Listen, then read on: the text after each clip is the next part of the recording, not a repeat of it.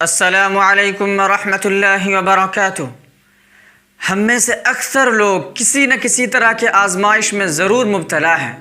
کبھی ہمیں فقیری دے کر آزمایا جاتا ہے، کبھی مالداری دے کر، کبھی ہمیں صحت دے کر آزمایا جاتا ہے، کبھی بیماری میں ڈال کر آزمایا جاتا ہے، کبھی ہمیں عیش و آرام دے کر آزمایا جاتا ہے، کبھی ہم سے عیش و آرام چھین کر بے سکونی میں ڈال کر آزمایا جاتا ہے، کبھی ہمیں اولاد دے کر آزمایا جاتا ہے، کبھی ہمیں بے اولاد رکھ کر آزمایا جاتا ہے،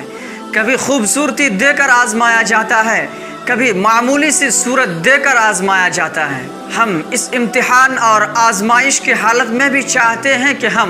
کامیاب ہو جائیں، لیکن کیا ہم جانتے ہیں کہ کامیابی کیا ہے؟ کامیابی یہ نہیں کہ ہمیں آزمایا ہی نہ جائے، کامیابی یہ نہیں کہ ہم امتحان سے نجات پا جائیں، بلکہ کامیابی تو یہ ہے کہ ہمارا امتحان لیا جائے، ہمیں آزمائش کی بھٹی میں ڈالا جائے اور ہم اس آزمائش اور امتحان میں کامیاب نکلیں۔ اور جو شخص اس امتحان میں اور آزمائش میں کامیاب ہو جاتا ہے، وہی شخص اللہ کا قریب ہو جاتا ہے۔ اور اللہ رب العزت اپنے بندے کو بے شمار طریقوں سے آزماتا ہے، کیونکہ وہ رب ہے، وہ مالک ہے، ہم غلام ہیں، ہم نوکر ہیں، ہم بندے ہیں، اور مرضی آقا اور مالک کی چلا کرتی ہے۔ کبھی ہم یہ گمان ہی نہ کریں کہ ہم بہت نیک ہیں، ہم بہت صاف ہیں، اس لیے ہمیں آزمایا ہی نہیں جائے گا، یہ تو ہرگز نہ سوچیں، کیونکہ اللہ رب العزت نے قرآن کریم میں فرمایا ہے الف لام میم احسب الناس ان يتركوا ان يقولوا آمنا وهم لا يفتنون وَلَقَدْ فَتَنَّا الَّذِينَ مِن قَبْلِهِمْ فَلَيَعْلَمَنَّ اللَّهُ الَّذِينَ صَدَقُوا وَلَيَعْلَمَنَّ الْكَاذِبِينَ۔ کیا خیال ہے لوگوں کا کہ وہ صرف یہ کہہ کر چھوٹ جائیں گے کہ وہ ایمان لے آئے اور ان کو آزمایا بھی نہ جائے؟ ہم ان سے پہلے لوگوں کو بھی آزما چکے ہیں، پس اللہ ظاہری طور پر سچوں کو بھی اور جھوٹوں کو بھی آزما کے رہیں گے۔ آزمائش تو آنی ہی ہے، امتحان تو ہونا ہی ہے،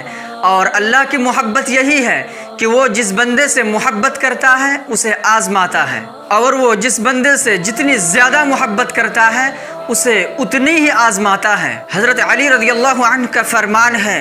کہ اللہ رب العزت اپنے بندے کو ناپسندیدہ چیزیں دے کر آزماتا ہے، اور جو شخص اللہ کی دی ہوئی چیز پر راضی ہو جائے، اللہ سے خوش رہے، تو اللہ رب العزت اسے بلند درجہ یقین کا درجہ عطا کرتا ہے اور اللہ اس سے خوش بھی ہو جاتا ہے۔ اب جب کہ ہم آزمائش کی حالت میں ہیں، ہم امتحان کی حالت میں ہیں، جب کہ ہمیں ہر طرح سے آزمایا جا رہا ہے، ایسے حالت میں اگر ہم کامیاب ہونا چاہتے ہیں تو دو چیزیں ضروری ہیں۔ پہلی چیز تو یہ کہ ہم اللہ کے فیصلے پر راضی ہو جائیں۔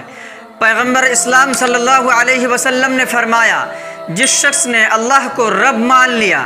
جس نے اسلام کو اپنا دین مان لیا، جس نے محمد صلی اللہ علیہ وسلم کو نبی مان لیا،